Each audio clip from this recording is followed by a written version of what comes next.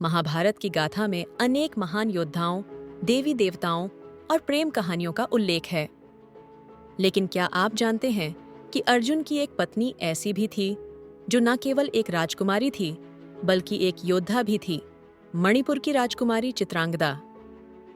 इस वीडियो में हम जानेंगे कि चित्रांगदा कौन थीं, उनका जन्म कैसे हुआ, अर्जुन से उनका विवाह कैसे हुआ और वह अनसुनी कहानी जिसे शायद आपने कभी नहीं सुना होगा। तो चलिए चलते हैं समय के उस कालखंड में जब धरती पर देवताओं के समान योद्धा जन्म लिया करते थे। चित्रांगदा का जन्म मणिपुर के राजा चित्रवाहन के यहाँ हुआ था। राजा को कोई पुत्र नहीं था और चित्रांगदा उनकी एकमात्र संतान थी। इसलिए राजा ने उन्हें पुत्र के समान पाला। तलवार चलाना, धनुर्विद्या, रणनीति, चित्रांगदा ने ये सभी कलाएं बचपन से सीखीं। राजा चित्रवाहन ने यह प्रण लिया था कि चित्रांगदा ही उनकी उत्तराधिकारी बनेगी। उनका नाम चित्रांगदा संस्कृत के शब्दों से आया है। चित्र यानी रंग बिरंगा या सुंदर और अंगदा यानी अंगों से युक्त, यानी एक ऐसी स्त्री जो सुंदरता और शक्ति दोनों की प्रतिमूर्ति हो। जब पांडवों ने द्रौपदी के कारण जुए में सब कुछ हार दिया, तब अर्जुन को वनवास पर जाना पड़ा। अपने वनवास के दौरान वे भारत के कई क्षेत्रों में घूमते रहे और एक दिन वे पहुंच गए मणिपुर। वहां उन्होंने चित्रांगदा को देखा, एक सुंदर, शक्तिशाली और आत्मनिर्भर राजकुमारी। अर्जुन ने चित्रांगदा से प्रेम कर लिया और राजा चित्रवाहन से उसका हाथ मांगा। लेकिन राजा ने एक शर्त रखी, मेरी बेटी मणिपुर की उत्तराधिकारी है। यदि तुम उससे विवाह करना चाहते हो तो जो संतान उससे जन्मेगी वह यही रहेगी और इस राज्य का शासक बनेगी। अर्जुन ने यह शर्त स्वीकार कर ली। अर्जुन और चित्रांगदा का विवाह हुआ और कुछ समय बाद उनके पुत्र का जन्म हुआ। नाम रखा गया बभ्रुवाहन। बभ्रुवाहन को चित्रांगदा ने मणिपुर में ही पाला और उसे भी एक वीर योद्धा बनाया। वहीं अर्जुन विवाह के कुछ समय बाद मणिपुर से चले गए क्योंकि वह एक योद्धा थे और उनका वनवास अभी समाप्त नहीं हुआ था।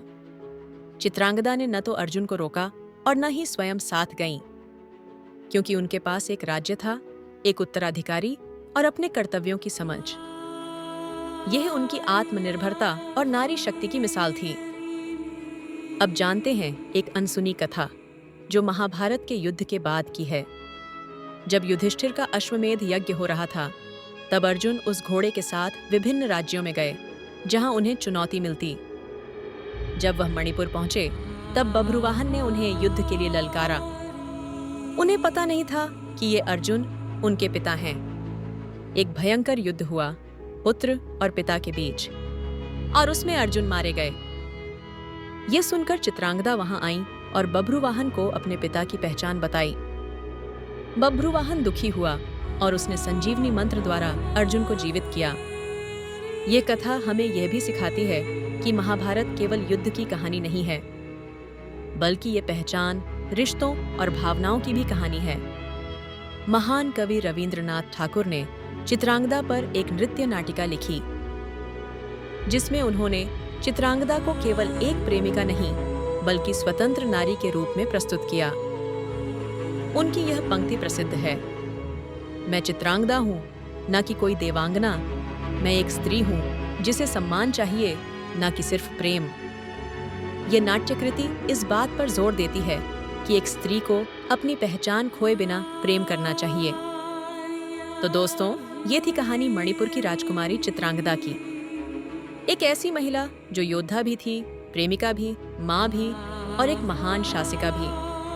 आज के समय में चित्रांगदा की कहानी हमें ये सिखाती है कि नारी शक्ति केवल सौंदर्य नहीं, वह शक्ति, समर्पण और नेतृत्व का भी प्रतीक है। अगर आपको ये वीडियो पसंद आया हो तो इसे लाइक करें, शेयर करें और हमारे चैनल को सब्सक्राइब करना ना भूलें। धन्यवाद।